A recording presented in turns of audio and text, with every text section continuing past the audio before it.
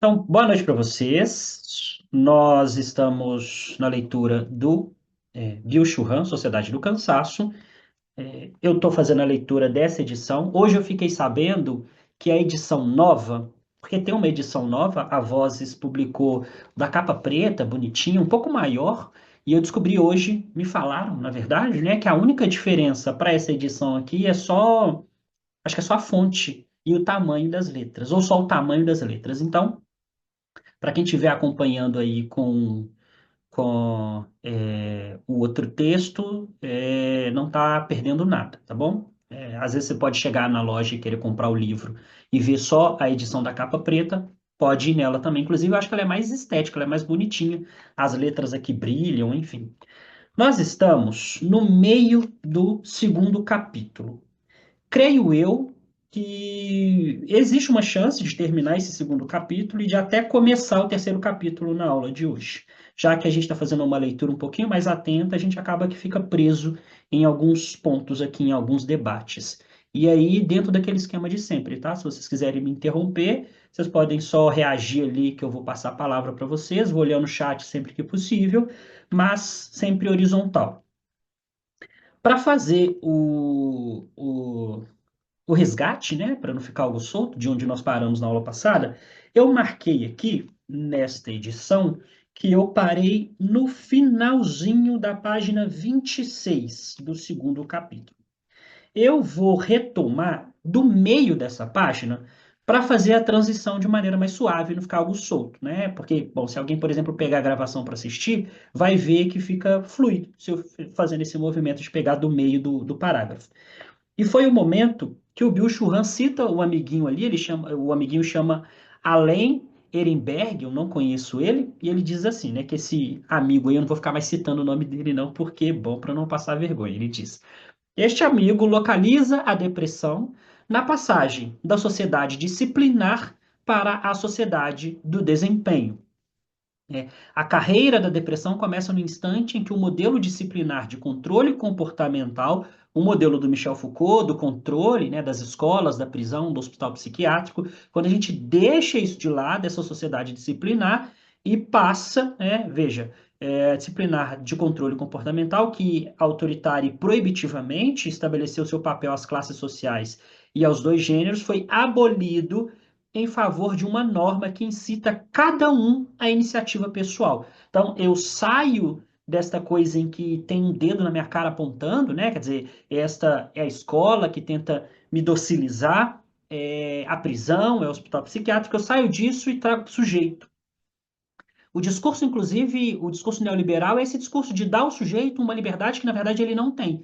Mas vende-se esse discurso de liberdade. Isso vai voltar bastante, inclusive, nas páginas seguintes.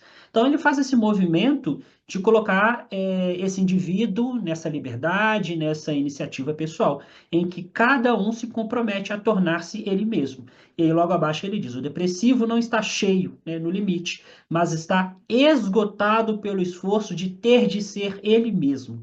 E foi aqui que a gente parou, aqui eu refleti um pouco sobre alguns pontos, vou retomar essa reflexão para a gente dar sequência no nosso clube do livro. Esse esforço de ter de ser ele mesmo é o fato de que esse sujeito que compra esse discurso neoliberal da liberdade, esse sujeito acredita que ele vai chegar em algum lugar, só que é um esforço inatingível, porque esse sujeito ele não vai chegar nesse lugar que ele acredita que vai chegar. E é justamente esse movimento de tentar chegar lá que gera, aqui no caso da descrição do texto, que gera depressão, porque ele acredita fielmente que ele pode chegar nesse lugar, mas ele nunca chega. É aí que vem, eu lembro da aula, na aula passada que eu mencionei para vocês, que é um ciclo, né? O primeiro, ele está no estado de produção, ele compra o discurso neoliberal, né, dessa liberdade que vai permitir ele chegar em algum lugar, basta ele se movimentar, ele produzir. Então ele entra nesse contexto de produção, produção, produção, mas ele não chega, é inatingível. Então vem o fracasso, vem a sensação do fracasso. Essa sensação de que eu não estou me esforçando, eu poderia estar fazendo mais, mas eu não estou chegando nesse lugar. Logo depois do fracasso, aparece a tristeza, justamente por eu não estar chegando nesse lugar. E essa tristeza ela é acompanhada da culpa. Porque quando você compra o discurso neoliberal, você se entende chefe de si, o fato de você não estar chegando lá é culpa tua. É você que não está se esforçando demais. Então, o fracasso te leva à tristeza, a tristeza te leva à culpa. E para onde a culpa te leva? Você começa a pensar, bom, a culpa é minha, eu que não estou produzindo, eu que não estou fazendo o suficiente. Então, o que é que eu tenho que fazer? Produzir mais. E você entra na roda de novo. Se a culpa é minha, basta eu produzir, basta eu fazer. E aí o ciclo recomeça, porque você vai começar um estado de produção, produção, produção, só que você não chega naquele lugar, você ainda está alienado, não chega naquele lugar, acredita que vai chegar, mas não chega, e aí se repete, você fica triste, sente culpa, e é todo o processo. E aqui, nesse aspecto da culpa, é que entra, inclusive, o que o Bill Churran está colocando como positividade. Por que que eu me sinto culpado? Porque eu abro o Instagram e vejo que o meu concorrente, aquele que faz a mesma coisa que eu faço, está fazendo um tanto de coisa. Ou pelo menos está mostrando que está fazendo um tanto de coisa, né? Sociedade do espetáculo. A gente mostra o que não é real, porque é o que aparenta ser que vende. Ser de verdade não vende. Eu preciso aparentar algo. Então eu vou vender ali um discurso. Eu vou criar uma narrativa. E eu vendo aquela narrativa, eu me alieno porque eu acredito que aquilo está acontecendo.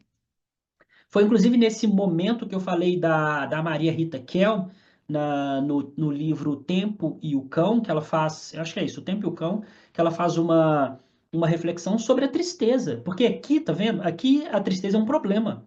A gente não tem tempo para ficar triste. O indivíduo triste não está produzindo e você fica culpado por isso. E lá neste livro, a Maria Rita vai refletir a importância da tristeza, porque a tristeza tem algo a dizer sobre a nossa existência, já que, dentro de uma perspectiva psicanalítica, que é a base da Maria Rita, a tristeza ela advém daquilo que é faltoso, e faltoso no sentido do ser humano que é falta. É, a falta aqui seria a ausência de um valor absoluto a priori, a ausência de alguma coisa que atrás que me determina. Existe um vazio constitutivo da experiência de existência do ser humano. E é a consciência desse vazio que me possibilita existir. Porque se não tem nada a priori me determinando, eu tenho a contingência como modo de existência, né? Eu tenho vários caminhos como possibilidade. Isso deveria ser, em consciência, o ideal de existência das pessoas. Só que, num sentido neurótico, as pessoas não conseguem lidar com este vazio. Elas não conseguem lidar com essa falta. Essa falta incomoda. Essa falta, ela precisa ser preenchida de maneira alienada, mas ela precisa ser preenchida.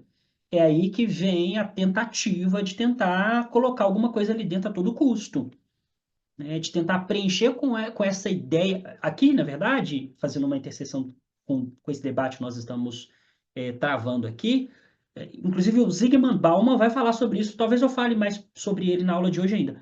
O capitalismo vê neste vazio uma oportunidade, uma espécie de oportunidade de empreender no vazio alheio.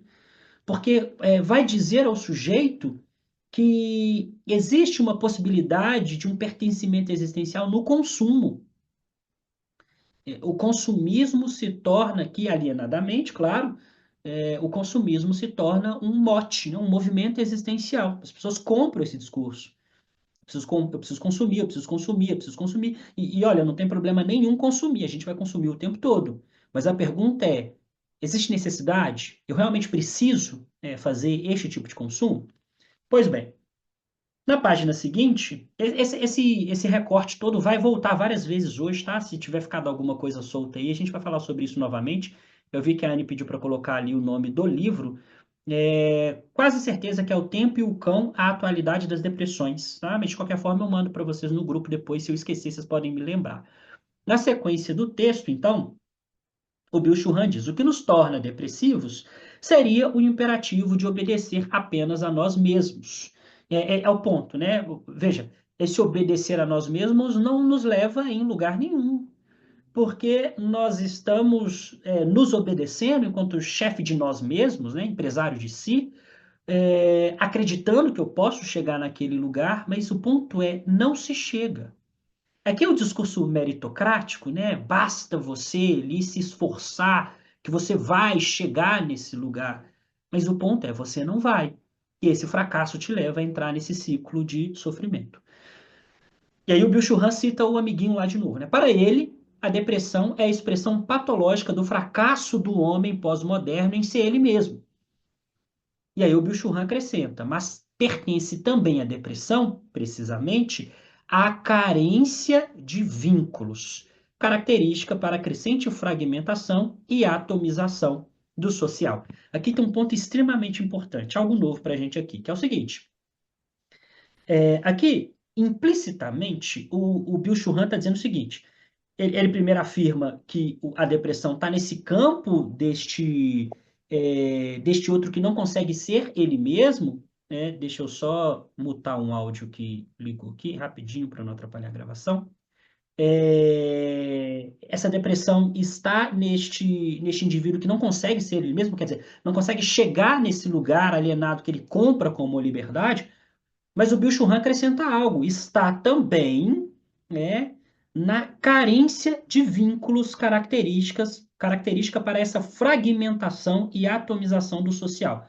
Do que o Bill Churran está falando aqui? Implicitamente, ele está dizendo, talvez o sentido da nossa existência esteja no afeto em relação ao outro. E o outro aqui é o outro em todas as suas dimensões, tá? Seja amigo, familiar, seja, enfim, seja o que for. O ponto é, a tese dele, né? A gente está vivendo uma crescente fragmentação e atomização do social. Como a gente cai de cabeça nesse contexto de produção, de produção, de produção, acaba que a gente não tem mais tempo para o outro. Não existe mais a oportunidade de se movimentar existencialmente para o outro. E se de fato o sentido da vida estar no afeto e o afeto depender do outro aqui, né? Quer dizer, aquele abraço que dá quentinho no coração do amigo, do filho, do esposo, da esposa, enfim, o que quer que seja.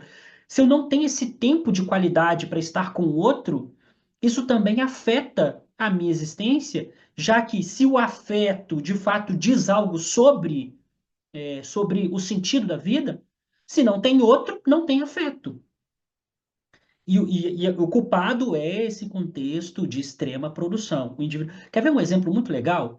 É, nas últimas semanas, talvez vocês já estejam sabendo sobre isso, ou passaram sobre isso na internet, eu vi empresas, eu não sei do que eram as empresas, mas os vídeos sempre mostram, parece que era um lugar de escritório, e tinha muita gente sentada, enfim, e as pessoas ficam trabalhando 16, 18 horas, e aí o líder deles fala: aqui a gente tem cama se precisar dormir, tem televisão, tem videogame, mas o povo fica aqui, se precisar, 18 horas por dia.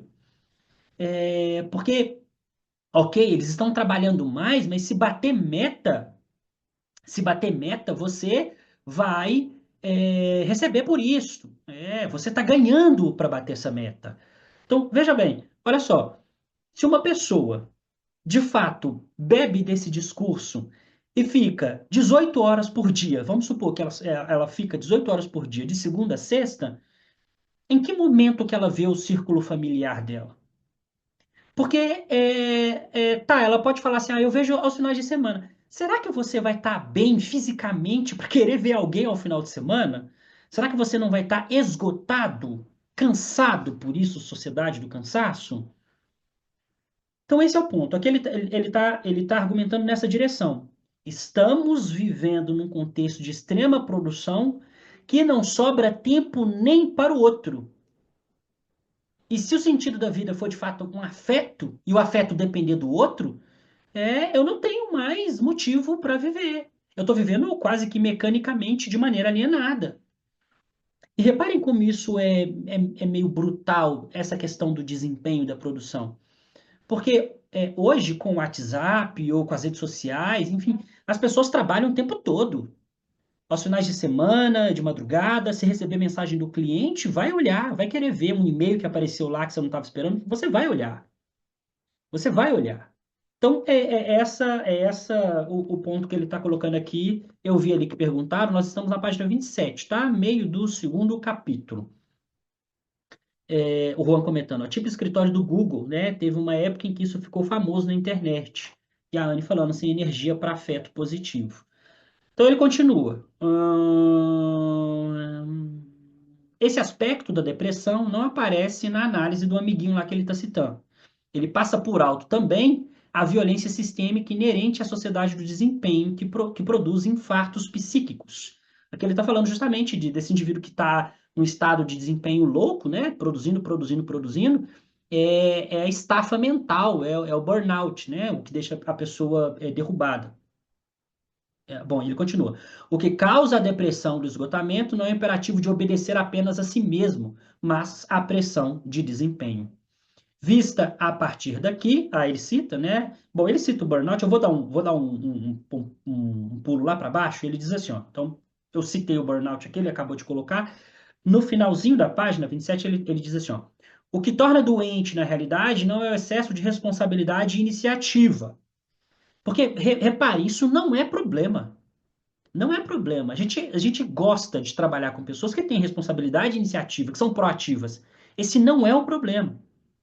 Mas o que é o problema? É o imperativo do desempenho como um novo mandato da sociedade pós-moderna do trabalho, desse estado de produção, de produção, de produção. Logo abaixo, ele vai citar o amiguinho de novo e ele vai demonstrar como o amiguinho ele faz uma relação equivocada e ele coloca o Nietzsche na jogada. Olha só, o nosso amiguinho lá equipara. Essa não é a página. Para mim é 27, Juan. Talvez você esteja olhando no PDF e pode ser que seja uma página diferente no PDF, tá? No físico, para mim, é a página 27. Bom, então ele cita o amiguinho e diz: o Ehrenberg equipara equivocadamente o tipo humano da atualidade com o homem soberano nietzschiano. O homem soberano igual a si mesmo, aqui ele já está citando um amiguinho lá de novo, hein? O homem soberano igual a si mesmo e cuja vinda Nietzsche anunciou está prestes a tornar-se realidade em massa. Nada há acima dele que lhe possa dizer quem lhe deve ser, pois ele dá mostras de obedecer a si mesmo. Ou seja, Bill Churran está dizendo, o amiguinho que eu citei lá acredita que este indivíduo da atualidade que nós estamos debatendo aqui seria esse indivíduo que o Nietzsche teorizou lá atrás. Esse indivíduo que chega, o além-homem, né, ou super-homem, dependendo da tradução, esse indivíduo que, de certa forma, vivendo além do bem e do mal, toca alguma liberdade e vive para além deste contexto. Ele é pleno de si. Mas o nosso amiguinho, que o Bill Churran está citando, e o Bill Churran está dizendo que ele faz essa equiparação equivocadamente, por quê? Porque o Bill Churran acredita que o nosso amigo lá não entendeu o que significa o além-homem nietzschiano. Porque ele acredita que este além-homem nietzschiano estaria alienado.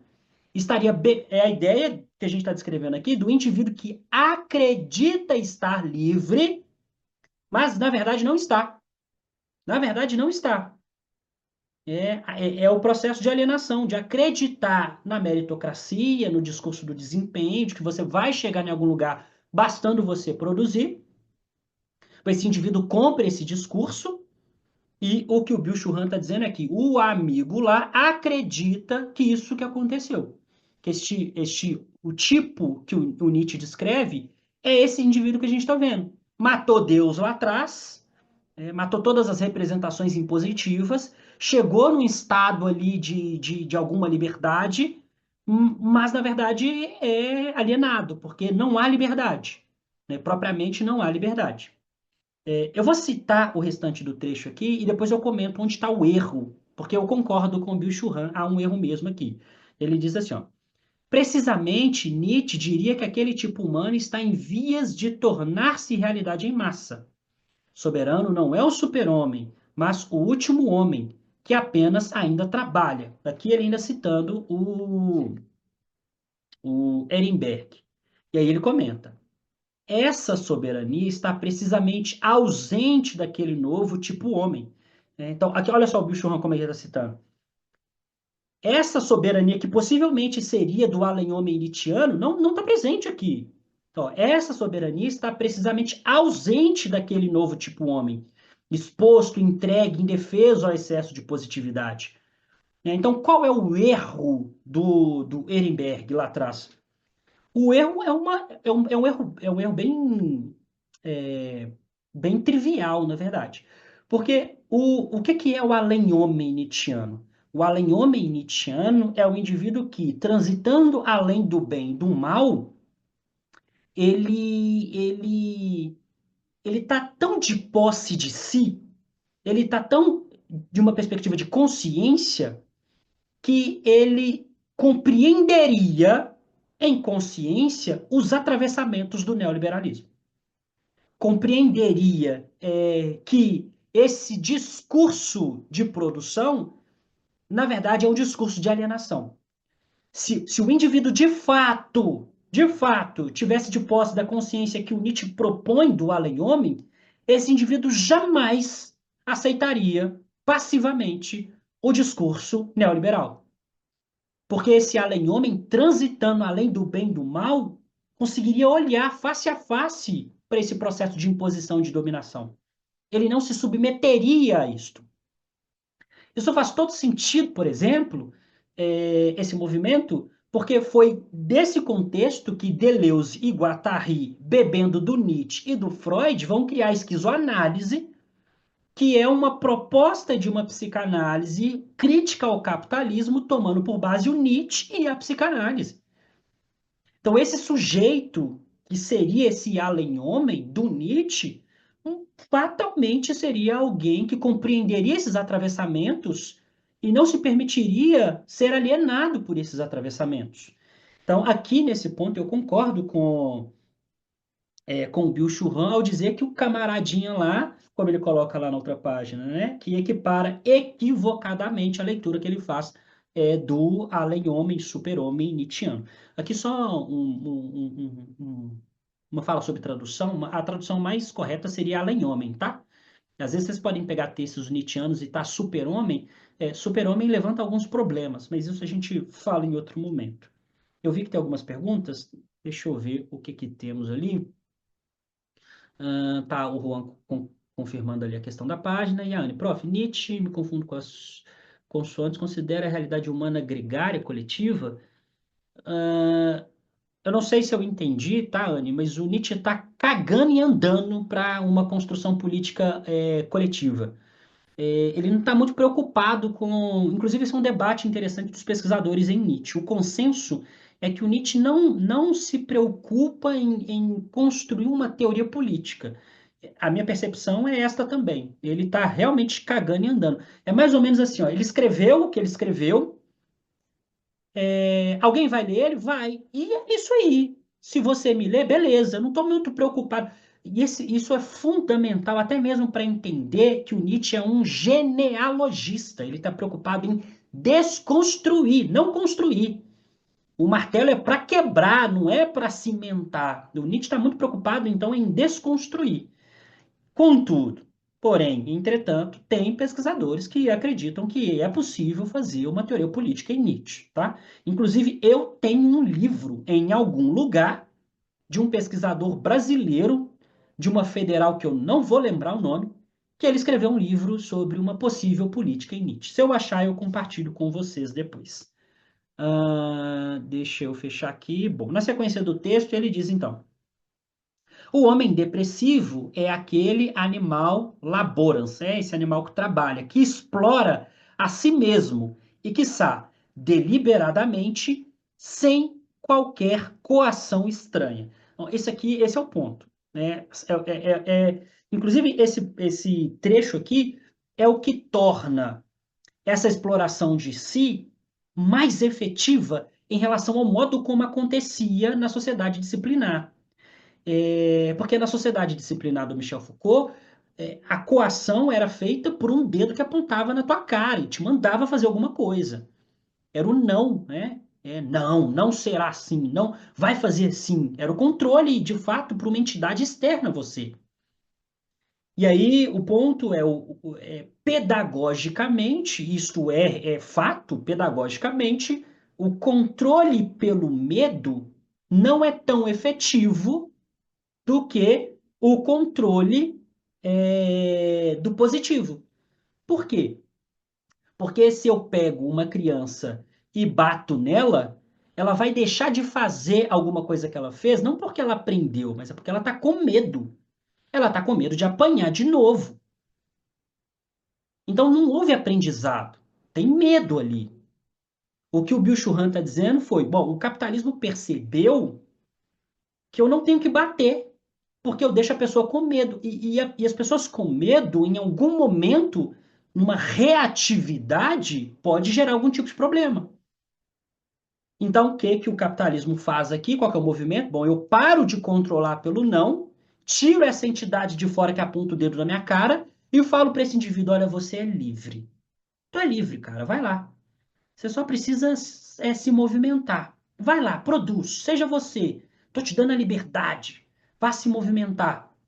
Você pode, tá vendo aquele cara que tem a Ferrari lá Você pode chegar lá. Você só precisa produzir, produzir. Quando o discurso é esse, de que você dá conta, que você consegue furar sua bolha social, vencer na vida, ficar rico, só entrando no estado de produção, você está criando na consciência desse indivíduo o mesmo indivíduo que aponta o dedo na cara dele. Só que você está criando lá dentro. Você está criando na cabeça desse indivíduo. Só que dentro da cabeça desse indivíduo, quem é esse que aponta o dedo na cara dele? É ele mesmo. Antes era alguém lá fora. O capitalismo deixa isso de lado.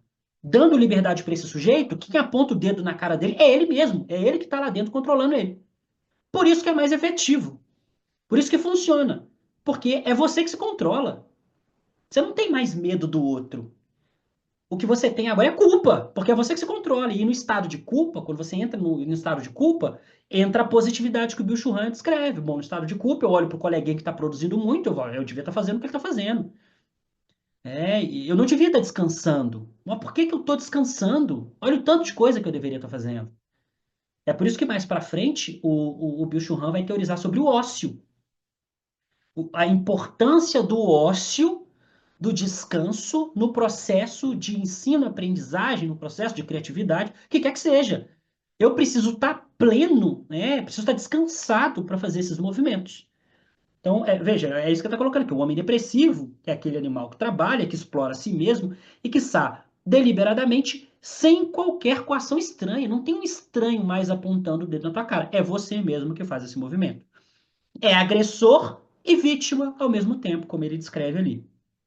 Lá na página ele diz, né? Ela irrompe, acho que a depressão que ele está falando, exatamente, ela irrompe no momento em que o sujeito de desempenho não pode mais poder.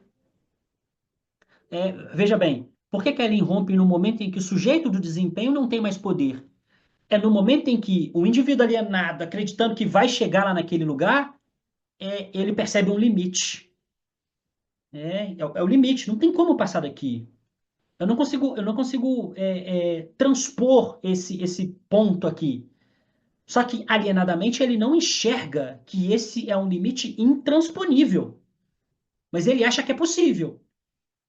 E aí ele entra no ciclo, né? Bom, ele chega no muro, bate, não passa, é o fracasso. Fica triste. Sente culpa porque ele acha que na verdade a culpa é dele. Que ele deveria estar fazendo mais. Bom, na culpa vem a positividade, ele começa então a tentar produzir e produzir mais, mas ele não consegue transpor esse muro. A única coisa que ele vai ganhar é o esgotamento dele mesmo. Mais abaixo, então, ele diz: o sujeito. Ah, não, na verdade tem uma frase, logo antes desse outro trecho que eu vou ler, tem uma frase que eu já postei ela, é bem frase de Instagram, né? Instagramável. Ele diz: ó, e olha como é que é o discurso neoliberal bem explícito. A lamúria do indivíduo depressivo de que nada é possível só se torna possível em uma sociedade que crê que nada é impossível. Compreende? Isso é a meritocracia pura. O indivíduo acredita que nada é impossível. Nada. Vocês podem fazer o que vocês quiserem. Nada é impossível. Basta produzir. E a lamúria dele, ó, a lamúria do indivíduo depressivo, de que eu já não consigo fazer mais alguma coisa. Veja, a lamúria desse indivíduo, então, que não consegue fazer mais alguma coisa, só acontece porque ele compra o discurso de que ele pode fazer tudo, de que ele consegue fazer tudo. E, em essência, ele não consegue. Então, mais abaixo, ele vai dizer: o sujeito de desempenho encontra-se em guerra consigo mesmo, já que é ele mesmo que aponta o dedo na cara dele.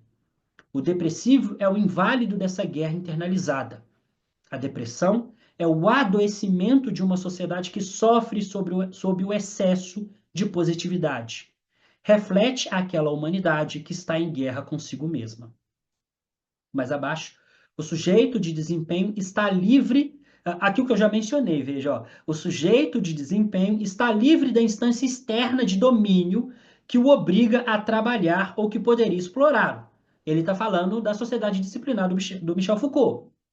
Esse sujeito do desempenho não está mais acessando esse que explora por fora. Agora ele é senhor e soberano de si mesmo. Assim, não está submisso a ninguém, ou está submisso a si mesmo. Mas em essência, ele está submisso ao discurso neoliberal. Ao discurso de que, bom, ele pode chegar em algum lugar, basta ele fazer, se movimentar de maneira absurda.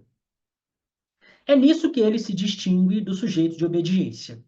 A queda da instância dominadora não leva à liberdade. Isso aqui também é central.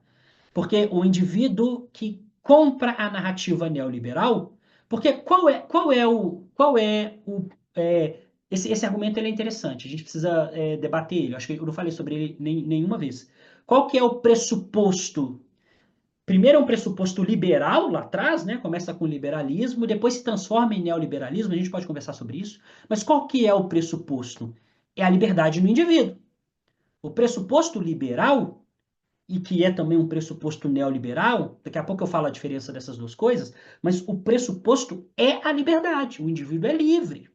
Quando o liberalismo surge lá atrás, os seus primeiros defensores, vamos dizer assim, os primeiros filósofos que estão teorizando sobre o liberalismo, Thomas Hobbes talvez seja a principal referência, mas depois vem Locke e outros, a ideia é que o indivíduo, na sua liberdade, ele teria, porque o ponto é, a liberdade, tomem ela como uma premissa. Veja bem, a liberdade é uma premissa. O indivíduo é livre. Os primeiros teóricos liberais vão dizer, somos livres. Qual que é a estrutura do argumento? Se de fato há uma liberdade do indivíduo, significa que na liberdade individual, esse sujeito tem necessidades que são só deles. Compreende? Se a liberdade é uma premissa do indivíduo, qualquer necessidade deste indivíduo é uma necessidade individual desse sujeito. Ora, o objeto que se conquista nesta necessidade individual é um objeto deste sujeito. Portanto, a liberdade que fundamenta esse sujeito sustenta um objeto que será desse sujeito. Que objeto que é esse? Propriedade privada. Percebam, a existência de uma premissa que é a liberdade individual sustenta a existência da propriedade privada. Esse é o argumento fundamental dos primeiros teóricos do liberalismo. Esse indivíduo livre em si tem o direito sobre a tua posse, os teus objetos. Então, a liberdade sustenta a propriedade privada. Com o tempo, e aí, qual que é a ideia dos liberais, né? Dos liberais clássicos? O Estado teria a única função de garantir a segurança desse sujeito. Seria a única função do Estado. Garantir a segurança desse sujeito. Para que ele não no conflito da sociedade, possa perder esses objetos que são deles, que foram conquistados a partir da liberdade deles. É aqui que vem o Leviatã do Hobbes. Né? O Hobbes vai dizer lá a ideia da guerra de todos contra todos, né? Do homem sendo lobo do próprio homem. Né? O contrato social do Hobbes é o quê? Bom, é um Estado que vai nascer para garantir que o indivíduo não pereça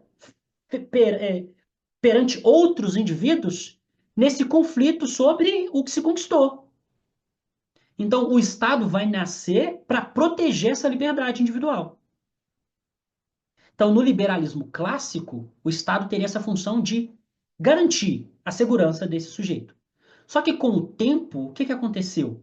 Percebeu-se que o Estado não daria conta de só garantir a segurança. O Estado acabou fazendo algumas coisas a mais. Começou a meter o bedelho, o dedo, a mão no processo de uma sociedade que esteja ali funcionando. De uma perspectiva econômica, os teóricos liberais vão dizer, o Estado não tem que meter a mão na economia.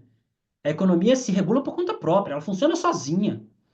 Só que com o tempo, o Estado acabou metendo a mão, né? E na verdade, até hoje ele mete a mão, né? De certa forma, o Estado faz alguma coisa. Quando eu falo mete a mão aqui, é de fazer alguma coisa na estrutura da sociedade. É aí que vem, mais contemporaneamente falando, o conceito de neoliberalismo, que seria uma tentativa de reformular o conceito clássico para admitir algumas exceções em que o Estado teria que, de fato, então, meter a mão, né, fazer alguma coisa no Estado, seja economicamente, por exemplo. É, um exemplo clássico disso é políticas assistenciais. Percebeu-se que até potências que arrotam o liberalismo no seu sentido mais pleno, os Estados Unidos, por exemplo, lá na pandemia, precisou fazer políticas assistenciais. E é isso. Políticas assistenciais são o Estado interferindo na estrutura de sociedade, porque se ele não fizer isso, alguma coisa vai dar errado. Tá? É... Eu nem sei por que eu cheguei nisso, mas enfim, isso faz parte aqui do discurso para a gente entender que esse sujeito que o Bill Churran está descrevendo aqui, de certa forma, a gente vai abrindo porta e quando a gente percebe, a gente já foi longe. Esse sujeito, ele precisa compreender todas essas construções de uma perspectiva de consciência para que ele saiba lidar com esses atravessamentos. Entender a dinâmica de funcionamento dessas construções é importante para esse sujeito lidar contra isso. É daqui, por exemplo, que vem. Não é daqui, não, na verdade. Mas está dentro desse contexto que vem a ideia de consciência de classe. Eu preciso ter consciência de como as coisas acontecem, porque só assim eu vou saber lidar com essas coisas. Bom.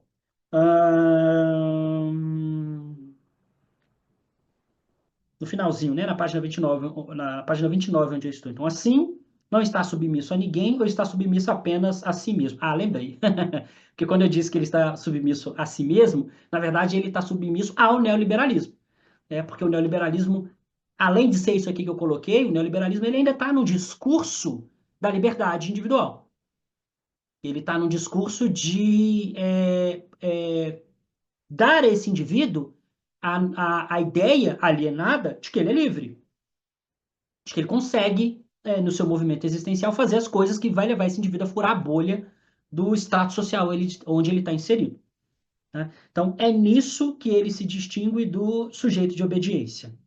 A queda da instância. E mais uma vez, né? A queda da instância dominadora não leva à liberdade. Ao contrário, faz com que a liberdade e a coação coincidam. Esse pedaço é genial. Quando ele diz, né? Levam com que a liberdade e a coação coincidam, é justamente o fato do indivíduo estar internalizado com essa ideia. Porque, inclusive, vocês podem até colocar uma aspas nessa liberdade aí, porque não é uma liberdade. Né? Esse indivíduo compra o discurso de liberdade, mas não, ele não é livre. E é ele mesmo que está se coagindo. Então, ele acredita na liberdade, mas ele mesmo está coagindo a si nesse processo de autoexploração. Assim, o sujeito de desempenho se entrega a liberdade coercitiva ou a livre coerção de maximizar o desempenho. O excesso de trabalho e desempenho agudiza-se numa autoexploração. Essa é mais eficiente que uma exploração do outro, pois caminha de mãos dadas com o sentimento de liberdade. É o que eu mencionei. Veja, é mais eficiente porque é você mesmo que se cobra. É você mesmo que aponta o dedo na tua cara. O explorador é, ao mesmo tempo, o explorado. Agressor e vítima não podem mais ser distinguidos. Essa autorreferencialidade gera uma liberdade paradoxal que, em virtude das estruturas coercitivas que lhe são inerentes, se transforma em violência, em autoviolência. Os adoecimentos psíquicos da sociedade de desempenho são precisamente as manifestações patológicas dessa liberdade paradoxal. Eu repito, é uma liberdade paradoxal porque ele compra o discurso de liberdade quando, em essência, não há discurso de liberdade. Eu acho que dá tempo de eu introduzir aqui o capítulo 3, mas antes de eu fazer esse movimento, deixa eu ver o chat, se vocês quiserem fazer algumas perguntas. Eu estou vendo que o meu negócio está fosco aqui, deixa eu só fazer uma coisinha para ver se volta. Pronto. A alienação não tira a possibilidade da crítica. Esse é um ponto interessante também, né, Anne? Esse, inclusive, é o que o Marx fala bastante no aspecto do trabalho alienado e do papel da própria religião. Porque esse, de fato, é um movimento. O indivíduo alienado, ele não vai criticar o contexto que ele está inserido. Na verdade, e aqui quando a gente fala alienação, gente, não é diminuindo esse outro que está alienado. É um processo em que ele sequer compreende o movimento, né? Porque essas pessoas, é o que eu mencionei no começo da aula. Essa pessoa está num contexto de autoexploração, de desempenho, sei lá. Esses indivíduos que estão no escritório trabalhando horas e horas e horas e horas, quando eles chegam em casa, eles não vão estar muito preocupados em pensar a própria realidade, não. Eles estão cansados, né? Eles só vão querer descansar, né? E aqui, trazendo um paralelo, é aqui que a indústria cultural, teorizada por Adorno e Horkheimer, no livrinho Dialética do Esclarecimento, é aqui que a indústria cultural exerce um papel de manutenção desse sujeito na alienação. Porque imagina só, o cenário é um indivíduo que está lá produzindo. Está sendo explorado, bota no pescoço. Pode ser que ele chegue em casa em algum momento, ele deita a cabeça no travesseiro e ele vai começar a pensar assim: puta que pariu, eu não aguento mais isso. Não dá para existir assim. Eu estou sobrevivendo, eu não estou vivendo. Então veja, aqui poderia ser a faísca de um indivíduo que começa a pensar criticamente sobre a própria realidade. Mas o que é a indústria cultural? A indústria cultural são mecanismos para fazer com que esse indivíduo se mantenha nesse estado de alienação. Quando Adorno e o Horkheimer teorizam isso lá atrás, eles estão falando, por exemplo, da televisão. No contexto deles é da televisão, em que esse indivíduo ali, dentro de uma construção midiática, é levado a continuar é, é, presos nesse estado alienado. Porque eles vão consumir conteúdos que vão manter eles nesse estado alienado. Porque como eles estão cansados demais para pensar, qualquer entretenimento barato mantém eles presos nesse estado alienado. E ainda pode ser pior, porque esse entretenimento barato pode levar esse indivíduo a consumir alguma coisa. Pode gerar, isso inclusive é uma das coisas que me incomodam muito, pelo fato de eu mesmo trabalhar com a internet, que é a geração de uma necessidade que não existe. Cria-se no outro uma necessidade que não existe. E vai fazer com que esse indivíduo consuma sem precisar consumir. Compreende isso? Então, veja, o indivíduo mantém-se alienado e ainda vai consumir mais. Vai consumir mais. Trazendo para o nosso contexto hoje, o Instagram pode ser esta indústria cultural. Sabe quando você está lá com o dedinho rolando e rolando e rolando, e quando se assusta passou 2 horas? E aí, quem é que está modelando? Quem é a indústria cultural propriamente? É o algoritmo, que vai te levando em regiões de acordo com o seu rolar de dedo. E aí essa pessoa que está ali, né, intensamente produzindo, cansada, se perde nesse estado de rolar o dedo e não vai pensar criticamente sobre a própria realidade. Então, esse é um ponto interessante, de fato, né, de pensar o nublar, né? Esse indivíduo está nublado nesse aspecto crítico, porque ele não está vendo, ele não está pensando criticamente sobre o próprio contexto. Bom, consciência de classe é saber que se é na pirâmide social, né? Prazer, classe trabalhadora, proletariado. A Anne comentando. Daniele coloca, ó. Será que o esgotamento e o adoecimento psíquico da sociedade do desempenho, onde até as crianças viram coaches mirins e o sucesso vira deve ser moral, não seriam a nova forma de niilismo que previu Nietzsche? É um sintoma de uma liberdade adoecida em que o sujeito alienado de si acredita ser potência enquanto se consome? Eu acho que isso acontece, né? Esse indivíduo acredita ser potência. Eu ia comentar sobre isso. O Bauman vai muito nessa direção, Daniel. Eu não sei se ele vai nessa direção, mas ele não disse sobre niilismo, tá? É, Porque assim, o niilismo é o vazio pelo vazio. Talvez não seja niilismo, mas eu te entendo qual que é o pano de fundo. Porque o pano de fundo é esse indivíduo que, de alguma forma, flertou com o vazio, não quis. Eu sempre falo sobre isso. Sabe quando a gente bota o pezinho na linha da consciência e olha, encara o abismo? Quais são os movimentos que se tem ali quando você encara o abismo? Bom, o movimento é você cai no abismo, no sentido de. Porque assim, quando você cai no abismo, tem duas possibilidades.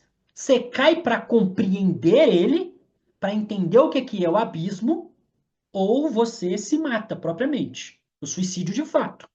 Quando você encara o abismo e faz esse movimento. Agora, tem pessoas que, quando encaram, botam um pezinho na linha, dão um passo para trás. Um exemplo muito legal é o Cypher, personagem do primeiro filme do Matrix, quando ele está conversando com os agentes e pede para ser realocado de novo dentro da Matrix. Então, veja só, ele viu o que é a coisa, ele botou um pezinho na consciência e falou: não quero isso aqui não. E na cena ele está comendo um bife, tomando um vinho, e ele fala assim: eu sei que isso não é real, eu sei que isso não existe. Mas ele está lá ele vai entregar o Neo e o Morfeu, mas ele está falando assim: ó, me coloca de novo na Matrix. Eu sei que isso não é real, mas eu quero é isto. Então tem pessoas que pisam nessa linha de consciência e dão um passo para trás. Então, de certa forma, essas pessoas aqui, nesse contexto que a Daniela está colocando ali, elas flertaram com esse vazio, com esse estado de niilismo e não pagaram para ver, né? Não se jogaram, seja o se matar, ou seja o para conhecer o que é a coisa. Elas tocaram na linha e deram um passo para trás. Preferem se manter alienadas. Há certo comodismo na alienação também. Porque no comodismo da alienação, a responsabilidade não é minha. Não é minha. E aí entra o Bauman. O que o Bauman vai dizer? Como eu já disse no começo da aula, o capitalismo viu nesse vazio do indivíduo uma oportunidade. Ele já está alienado mesmo, ele, de certa forma, está dando um passo para trás. Ele tocou. Veja, aqui ainda assim, o caso do Cypher do filme, ele é mais complexo, porque ele viu um pouco mais. Mas muitas pessoas, elas não viram o suficiente. Elas tocam a linha, encaram o abismo e só afetivamente sentem certa angústia. E não querem comprar essa angústia. Não querem ter que lidar com ela. E aí é que entra o Bauman. O Bauman vê que o capitalismo vê neste vazio uma oportunidade de empreender e vai dizer para esse sujeito o seguinte: olha só, consome aí. Entra num estado de consumismo cego, alienado, que você vai se constituir enquanto sujeito. Quer se tornar alguém? Troca de iPhone todo ano. Olha aquele produto que está passando na televisão ali, ó, se você tiver ele, você será um sujeito. Então, veja, é a construção de uma necessidade que não é necessidade. Mas cria-se essa necessidade e o sujeito entra nesse consumismo. Então, assim, eu não diria que é uma nova forma de niilismo, porque a gente estaria misturando aqui várias coisas. Mas tem relação, né? Tem relação porque estão lidando com essa coisa que escapa, com esse vazio, com essa questão constitutiva. Deixa eu ver a Anne. Pablo, tem-se a intenção de que não se invista em educação para exercício de consciência? Bom, eu acho que é o.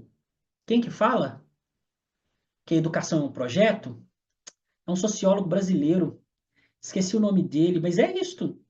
É exatamente isto. Porque, veja, é, qual que é a base do pensamento crítico aqui? Educação. Ora, se eu não dou educação de qualidade para todo mundo, as pessoas não vão ter ferramentas para furar essa bolha. Então, de fato, é um processo intencional a manutenção das pessoas nesse estado de alienação.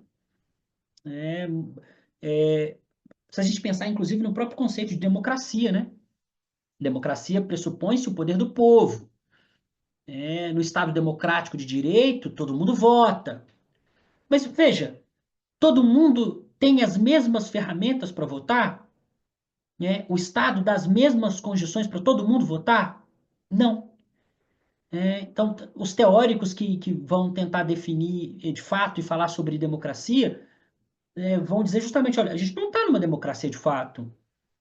Porque a maior parte das pessoas sequer entende o que significa, o que faz um vereador, o que faz um senador, o que o governador faz, o que é executivo, legislativo, judiciário.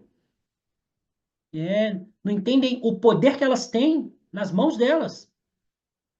E isto, de uma perspectiva da educação, é justamente um projeto de quem está no poder em manter essas pessoas alienadas, porque sem elas entenderem o processo, é mais fácil manter elas no estado de alienação.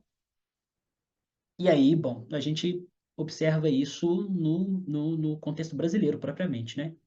Juan comenta, né? O pior, esse ato de rolar dedo na tela também acaba sendo um ato produtivo.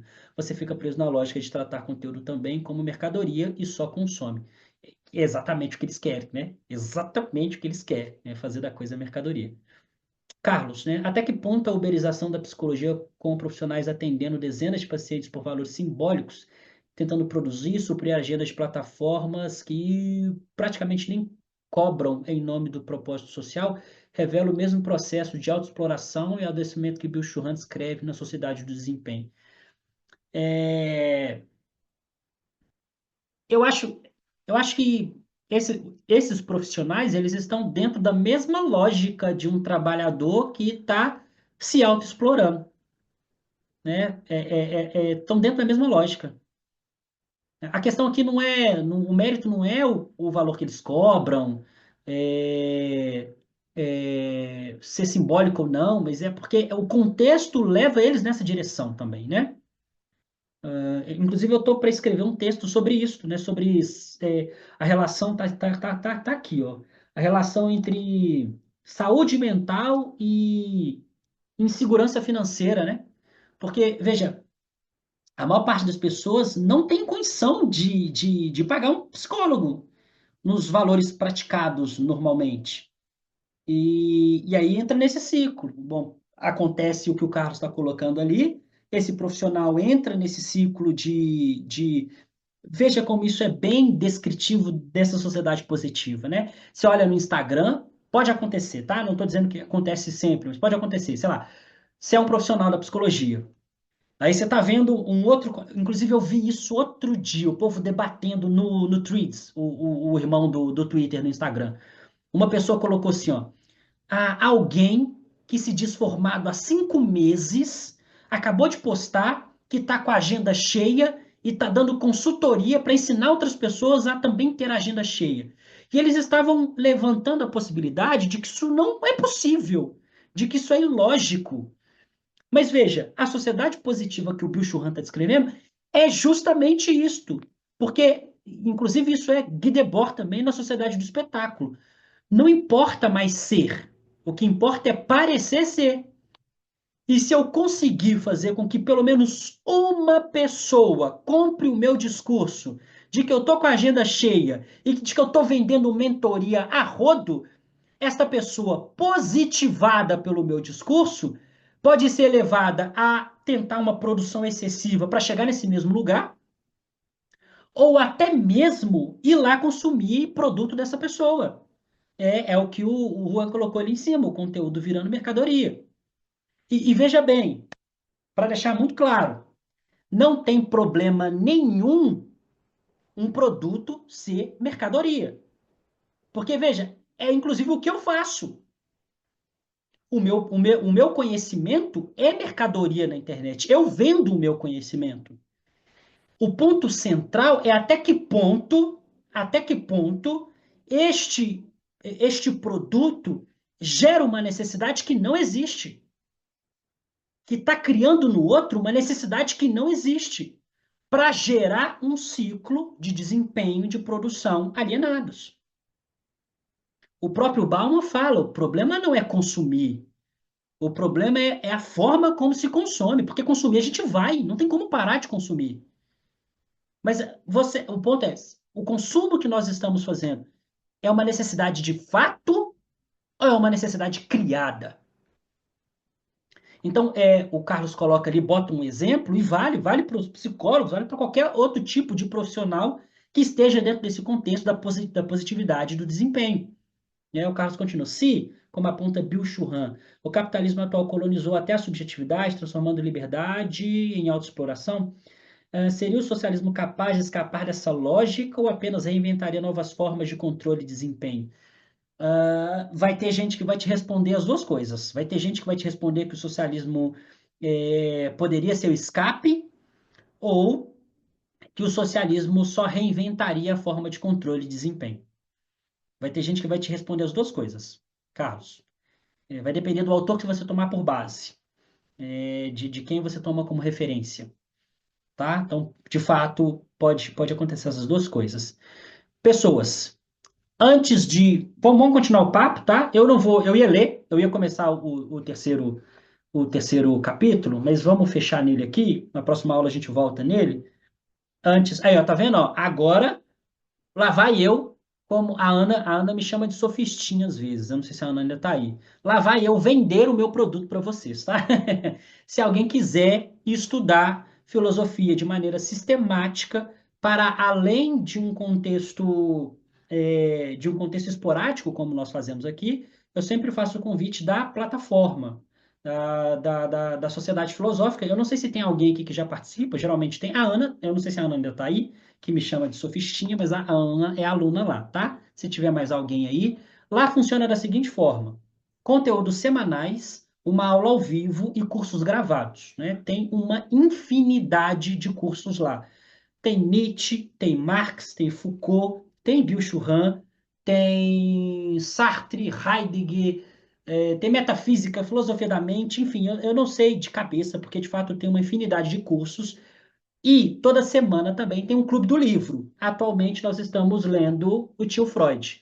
Nós estamos lendo o Mal-Estar na Civilização, tá bom? Como é mês de Black Friday, a empresa que faz a gerência da minha plataforma, ela distribuiu o link de promoção. Então, existe um link que dá desconto na primeira mensalidade. A mensalidade da plataforma é R$ 49,90 por mês. Acessa todos os conteúdos, mais as aulas ao vivo semanais, e o aplicativo. Tem um aplicativo próprio. Eu brinco que é a Netflix da filosofia, porque é igualzinho. O aplicativo parece realmente uma Netflix. E na primeira mensalidade desse link promocional fica 29, 28, alguma coisa assim, 29, R$ 28, alguma coisa assim, para a primeira mensalidade, tá? Acabando aqui, se for de interesse de vocês ou quem estiver assistindo a gravação, me chama no privado, que eu explico em detalhes como ela funciona. A gente pode conversar se é o seu objetivo estudar sistematicamente, o que que tem lá que pode agregar no seu objetivo em estudar filosofia, e a gente conversa e explico com mais detalhes. Bom, continuando, passo a palavra para vocês, se vocês quiserem continuar perguntando, o último colocamento ainda foi o do Carlos, ele falando sobre se o socialismo seria ou não uma possibilidade. Eu vou explorar um pouquinho a pergunta do Carlos. Eu disse para vocês que poderiam ser duas possibilidades, né? É, bom, de uma perspectiva puramente socialista, levando em consideração que num socialismo o Estado é fortíssimo, pensem na China como exemplo, poderia se teorizar que há um controle fortíssimo do Estado. E alguém poderia alegar que este controle fortíssimo do Estado nubla a subjetividade do indivíduo. Tá? Querem um exemplo histórico de alguém que disse isto? Dostoiévski. O Dostoiévski vai nessa direção. Só que o Dostoiévski é uma curva estranha na história, porque ele vai criticar o capitalismo e o socialismo ao mesmo tempo. Que ele vai dizer que ambos fazem esse movimento. Ambos fazem esse movimento de nublar a subjetividade do indivíduo. Né? Então, respondendo ali ao Carlos mais diretamente, tem teóricos que vão dizer que o socialismo só é uma outra estrutura de poder. Vai fazer a mesma coisa com esse sujeito. Agora, por outro lado, é possível pensar, então, em teóricos de fato da esquerda propriamente, que vão dizer que, bom, a função do socialismo propriamente enquanto etapa para se chegar no comunismo é acabar com os meios de produção.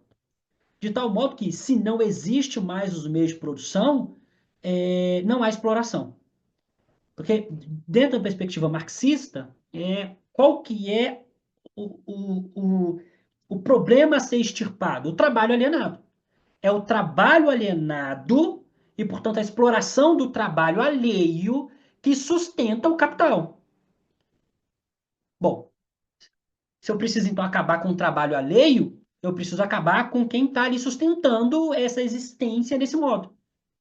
São os burgueses e os meios de produção.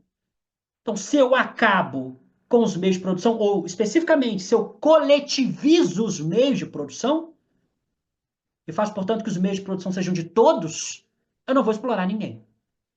Então, acabaria essa exploração do outro. Então, tá vendo, Carlos? Vai depender de quem que você toma como referência. Na verdade, em filosofia é sempre assim. Depende de quem você usa para justificar, tá? Juan comentando, próxima leitura para continuar nessa mesma vibe, mas agora a psicologia poderia ser entre quatro paredes do Sartre. O Juan já deixando a sugestão aí, tá? Na verdade, é votação, tá, gente? Quando acontecer, se esse for o caso, eu vou dar para vocês várias opções, que vocês mesmos vão escolher essas opções e vocês escolhem qual seria o nosso próximo estudo, leitura, o que quer que seja. Mais alguma pergunta, comentário? Tudo ok? Bom, deixa eu abrir aqui o nosso calendário. Daqui 2 semanas, dia 24, então a gente voltaria para o capítulo 3 no dia 24. Perfeito? Então é isso. Deixa eu voltar aqui, deixa eu remover a marcação para ver vocês grande aqui. Muito obrigado para quem participou hoje. Se surgir qualquer dúvida aí ao longo de hoje para amanhã, das reflexões de vocês, pode me chamar no privado que a gente vai conversando. E eu vejo vocês daqui a 2 semanas. Um abraço para vocês. Até a próxima. Valeu. E quem quiser fazer parte da plataforma, me chama no privado que a gente conversa, tá bom? Valeu. Abraço.